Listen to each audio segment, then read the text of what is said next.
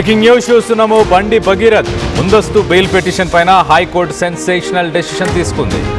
ప్రస్తుత పరిస్థితుల్లో బండి భగీరథ్కు బెయిల్ ఇవ్వలేము అంటూ ఆ బెయిల్ అయితే మొత్తానికైతే పోస్ట్ పోన్ చేసేసింది. ముందస్తు బెయిల్ పైన అంటే యాంటిసిపేటరీ బెయిల్ పైన విచారణ వచ్చే వారానికి వాయిదా వేశారు.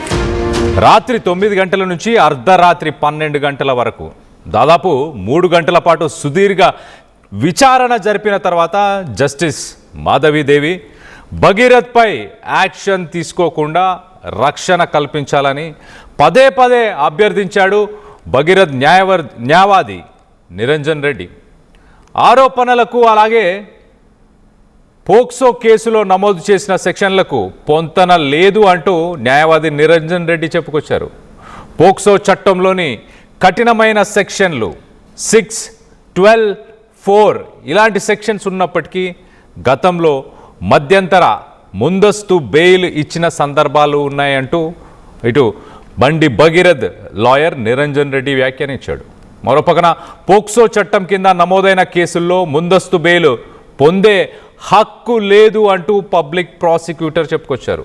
సో దానికి సంబంధించి ఒక ట్వీట్ కూడా ఉంది. ఆ ట్వీట్లో మనం చూడొచ్చు, at this stage I'm not going to grant interim protection orders. Justice Madhavi Devi on Sai Bhagirath interim protection application in the POCSO case. Justice Madhavi Devi, I would like to pass orders by next week. మొత్తానికైతే ఒక వారానికి postpone అయింది. ప్రస్తుతానికి interim protection ఆర్డర్స్ని నేను grant చేయను అంటూ justice Madhavi దేవి చెప్పుకొచ్చారు. So మొత్తం మీద నెక్స్ట్ వీక్కి పోస్ట్పోన్ అయింది, చాలా క్లియర్గా అర్థమవుతుంది. దీనికి సంబంధించి మరింత డీటెయిల్గా మాట్లాడుకునే ప్రయత్నం చేద్దాం. ఇటు మా ప్రతినిధి ఇన్నారెడ్డి అందుబాటులో ఉన్నారు. ఇన్నారెడ్డితో మాట్లాడి తెలుసుకునే ప్రయత్నం చేద్దాం. ఇన్నారెడ్డి, చెప్పండి, నెక్స్ట్ వీక్కి పోస్ట్పోన్ చేయడానికి రీజన్స్ ఏంటి? ఏం చెప్తుంది మాధవీలత అన్నట్టు, అంటే ఎలా చూడాలి ఇప్పుడు జస్టిస్ మాధవీలత చెప్పిన విషయాలని?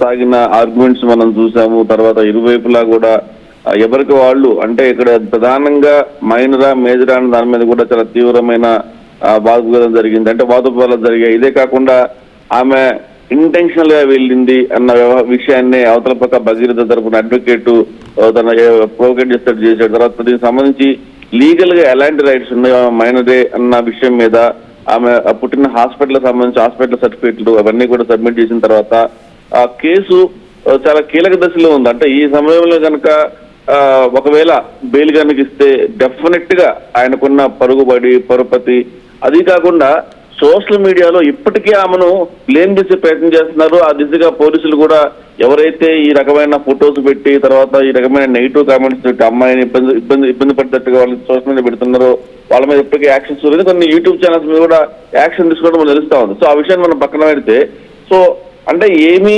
యాక్షన్ తీసుకోకముందే, ఇన్వెస్టిగేషన్ మొదలు కాకముందే ఈ రకమైన ప్రయత్నాలు, రకరకాల ప్రయత్నాలు అని చెప్పుకోవచ్చు. ఆయన ఇప్పుడు నిన్న కోర్టు ఆర్డర్ తెచ్చుకున్నాడు, అంటే బండి సంజయ్ పేరు ఎక్కడ మాట్లాడొద్దు అని చెప్పి తెచ్చుకున్నాడు కాబట్టి మనం ఆయన పేరు మెన్షన్ చేసుకోలేదు. దీనికి సంబంధించి ఈ రకమైన అధికారం ఉంది, తర్వాత హోంశాఖ సహాయ మంత్రిగా ఉన్నాడు కాబట్టి సాక్ష్యాలను తారుమారేసే అవకాశం ఉంది, ప్రభావితం చేసే అవకాశం ఉంది. ఇది చాలా క్రూషియల్ టైం. ఈ సమయంలో కనుక ఇస్తే పోలీసులు ఇన్వెస్టిగేషన్ సజావుగా సాగదన్న పలు అంశాల మీద మన జడ్జి గారు ఈ విషయాన్ని మధ్యంతర ఉత్తర్వులు ఇవ్వడానికి కూడా ఆయన నిరాకరించిన నేపథ్యం చూస్తా ఉన్నాం. ఇదే కాకుండా నెక్స్ట్ వీక్ లో మళ్ళీ, అంటే ఈ వారం రోజుల్లో అతని యొక్క హాజరవ్వడం కానీ, తర్వాత ఆయన ఇచ్చిన సమాధానాలు కానీ, తర్వాత ఎక్కడా కూడా ఈ కేసులో డీవియేషన్స్ లేకుండా కనుక సహకరిస్తే అప్పుడు ఆలోచిస్తామన్న ఆ ధోరణిలో కూడా జడ్జి గారు చెప్పినట్టు తెలుస్తా ఉంది.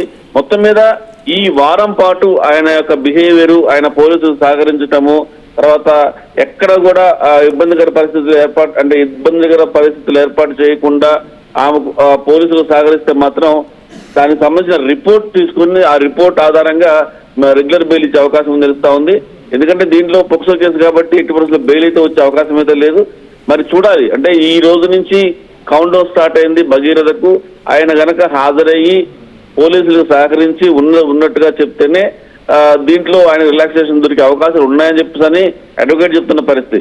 మరోవైపున సోషల్ మీడియాలో ఎవరైతే ఈ రకమైన నెగిటివ్ కామెంట్స్ చేస్తున్నారో, నెగిటివ్ ట్రోల్స్ చేస్తున్నారో వాళ్ళ మీద యాక్షన్ గురైంది. కళ్యాణ్ ఇంకొక విషయం కూడా గమనించాలి.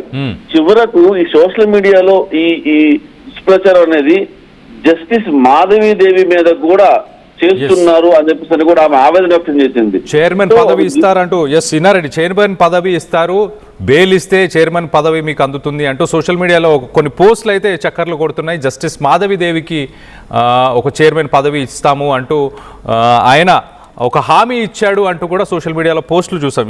ఎగ్జాక్ట్లీ చెప్పండి ఇన్నారెడ్డి, దానికి సంబంధించిన. సో అంటే చివరకు జడ్జెస్ ని కూడా వదిలిపెట్టకుండా సోషల్ మీడియాలో ట్రోల్ చేస్తున్నారు పోలీసులు. ఇమ్మీడియట్ గా అంటే ఎవరు ఇప్పుడు కళ్యాణ్ మనం ఒక విషయం గమనించాలి, ఎవరైనా సరే అనానమస్ పోస్టులు పెట్టాము నన్ను ఎవడు పట్టుకోలేడు, మనం గతం కూడా చర్చించుకున్నాం.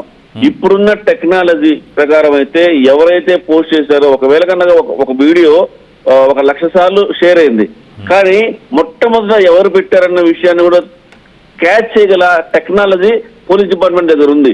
సో అలానే మాధవీలత గారు ఏమైతే తన మనోవేదనకు గురైపోయి చాలా ఇబ్బందికర పరిస్థితుల్లో చివరికి జడ్జిని కూడా వదిలిపెట్టలేదు. కాబట్టి ఈ సోషల్ మీడియాలో ఎవరైతే ఈ రకమైన కామెంట్స్ చేస్తున్నారు, ఎవరైతే పోస్ట్ చేస్తున్నారో ఇంటెన్షనల్ గా ఎవరు చేస్తున్నారు, బ్యాక్గ్రౌండ్ లో ఎవరున్నారు దాని మీద ఇమ్మీడియట్ గా యాక్షన్ తీసుకోమని చెప్పని కూడా ఇప్పటికే పోలీసులకు ఆర్డర్స్ పాస్ అయితే జరిగింది.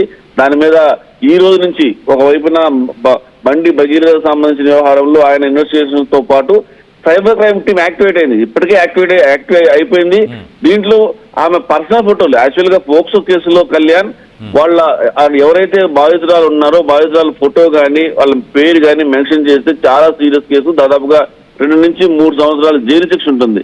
అలాంటి సీరియస్ ఎఫెన్స్ ఉన్న విషయంలో కూడా ఆమె ఫోటోలు రివీల్ చేశారు. అంటే ఆమె ఫోటోలు రివీల్ చేశారు, రకరకాల కామెంట్ చేశారు, వేరే ఫ్రెండ్స్ తో ఉన్న దాన్ని కూడా నెగిటివ్ గా అంటే వేరే బాయ్ ఫ్రెండ్స్ ఉన్నారని చెప్తాని ఆమె క్యారెక్టర్ ని డిఫెమ్ చేసే రకంగా కూడా సోషల్ మీడియాలో పోస్ట్ ఉంటా ఉన్నాయి. సో ఇవన్నీ కూడా ఈ కేసును అంటే దాన్ని ఒక రకంగా చెప్పండి డివైడ్ చేసే ప్రయత్నాలన్నీ కూడా చాలా జరిగినాయి. సో ఇకపై ఎవరైతే ఇలాంటి కామెంట్స్ పెట్టినా పోస్టులు పెట్టినా వీడియోలు చేసినా కూడా సైబర్ క్రైమ్ స్టైల్ చాలా సీరియస్ గా యాక్టివ్ అయిపోయింది. దీని మీద ఇప్పటికే ఒక లిస్టు తయారైంది ఎవరు ఈ రకంగా పోస్టులు చేస్తారని చెప్పని. దీంట్లో కళ్యాణ్ మనం ఒక విషయం గమనించాలి, 2 లేదా 4 ఫోటోలు తీసుకున్నప్పుడు ఆ ఫోటోలు బయటకు వచ్చాయంటే 4 ద్వారానే బయటకు రావాలి. సో అన్నోన్ పర్సన్ దాన్ని ఫోటోలు తీసే అవకాశం లేదు. కాబట్టి దీంట్లో భగీరథ ఫ్రెండ్స్ హస్తం ఉందని చెప్పేసి అన్న విషయాన్ని ఇప్పటికే ట్రాక్ చేయగలిగారు. సో భగీరథ ఫ్రెండ్స్ అంటే భగీరథ మీద ఆరోపణ వచ్చింది కాబట్టి వాళ్ళ ఫ్రెండ్స్ కూడా ఇన్వాల్వ్ అయిపోయి వాళ్ళందరి కలిసి దిగిన ఫోటోలన్నీ కూడా సోషల్ మీడియాలో పెట్టి ఆ అమ్మాయిని మానసికంగా ఇబ్బంది పడేలా చేసి వాళ్ళు ఈ రకమైన సోషల్ మీడియాలో యాక్టివ్ గా ఉండే వాళ్ళు ఈ రకమైన పోస్టులు పెట్టారని చెప్పని కూడా ఇప్పటికే పోలీసులు ట్రాక్ చేశారు. ఇక నుంచి ఈ రోజు నుంచి అరెస్టుల పర్వం కొనసాగే అవకాశం కనిపిస్తా ఉంది. దీంట్లో బండి భగీరథ స్నేహితుల హస్తం ఉందని చెప్పేసి అన్న వ్యవహారం చాలా క్లియర్ గా అర్థమవుతా ఉంది. సో ఇదే కాకుండా కొంతమంది ఒక టీమ్ గా ఏర్పడి సోషల్ మీడియాలో ఇటువంటి పోస్టులు పెడుతూ ఇబ్బందికర పరిస్థితులు ఏర్పాటు చేస్తున్నారు. మరోవైపున ఎవరైతే బాధితురాలు వాళ్ళ మదర్ కూడా ఒక లెటర్ రిలీజ్ చేసింది, చాలా సీక్వెల్ గా ఏం జరిగింది ఎలా జరిగింది అనే విషయాన్ని చెప్పారు. ఇదే విషయాన్ని కూడా కోర్టులో పీపీ గారు చాలా స్పష్టంగా జరిగిన ప్రతి అంశాన్ని అంటే ఎక్కడెక్కడ ఎలా తీసుకెళ్లారు ఏమైపోయిందన్న విషయాన్ని కూడా చాలా స్పష్టంగా జడ్జి గారు ముందుంచడం జరుగుతూ ఉంది. అంటే ఇది ఒక క్రూషియల్ టైం. అంటే ఇలాంటి టైంలో కనుక బెయిల్ కనిపిస్తే బెయిల్ ఇవ్వక ముందు ఆయన పోలీసులు హాజరవ్వక ముందే ఇంత హంగామా సోషల్ మీడియాలో హంగామా నడుస్తూ ఉంది.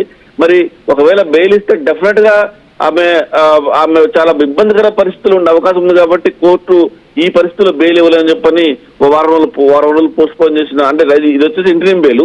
సో రెగ్యులర్ బెయిల్ దీనికి 6 రోజులు పోస్ట్ పోన్ చేయడం జరిగింది.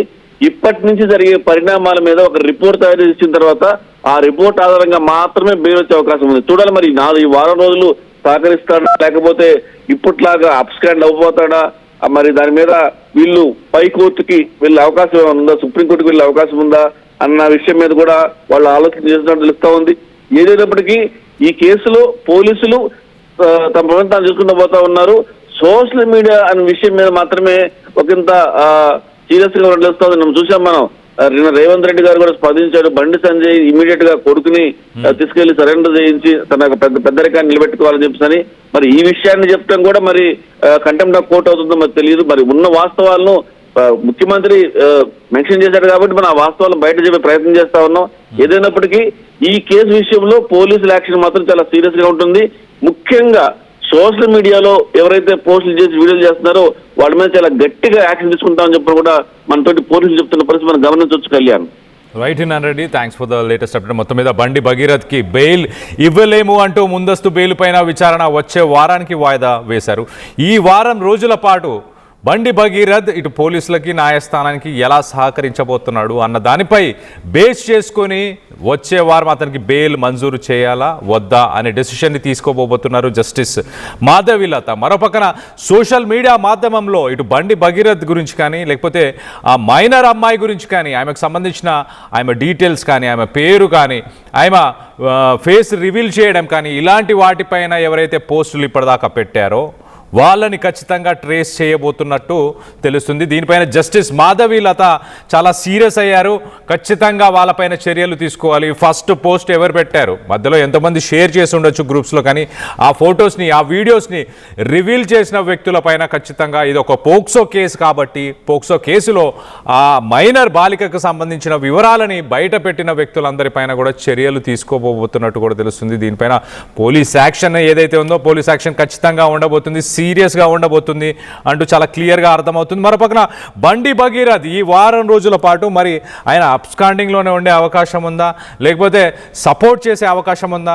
నిన్న సీఎం రేవంత్ రెడ్డిగా ఇచ్చిన స్టేట్మెంట్స్ ప్రకారం కూడా చూస్తే మరి మేము ఇమీడియట్గా యాక్షన్ తీసుకున్నాము. నెక్స్ట్ రోజు ప్రధానమంత్రికి సంబంధించిన ఆయన టూర్ ఉండడం వల్ల మేము కొంత పోలీసు బందోబస్తులో నిమగ్నం అవ్వడం వల్ల ఒక్కరోజు మాత్రమే మేము దాన్ని కాన్సన్ట్రేట్ చేయలేకపోయాం. కానీ ఇమీడియట్గా ఒక మహిళా డీసీపీని ఇమీడియట్గా అపాయింట్ చేశాము. అలాగే మైనర్ బాలికకు సంబంధించిన స్టేట్మెంట్స్ని కూడా ఇమీడియట్గా తీసుకున్నాము. ఎవరు అతిథులు కాదు, చట్టానికి ఎవరు చుట్టాలు కాదు అన్న విధంగా నిన్న సీఎం రేవంత్ రెడ్డి మాట్లాడుకొచ్చారు. సో మొత్తం మీద ఓవరాల్గా నెక్స్ట్ ఈ వారం రోజుల పాటు ఏం జరగబోతుంది, మరి బండి భగీరథ్ దీనికి కోఆపరేట్ చేయబోతున్నారా అన్న దానిపై కొంత ఉత్కంఠం అయితే నెలకొని ఉంది. అబ్స్కాండింగే ఉంటారా లేకపోతే సుప్రీంకోర్టుని కూడా అప్రోచ్ అయ్యే అవకాశం ఏముందా? పోక్సో కేసులో సాధారణంగా అయితే బెయిల్ని మంజూరు చేయరు అంటూ పబ్లిక్ ప్రాసిక్యూటర్ చెప్పుకొస్తున్నారు. వీటన్నిటిపైన మీ అభిప్రాయాలు ఏంటి అనేది కింద కామెంట్ రూపంలో తెలియపరచండి.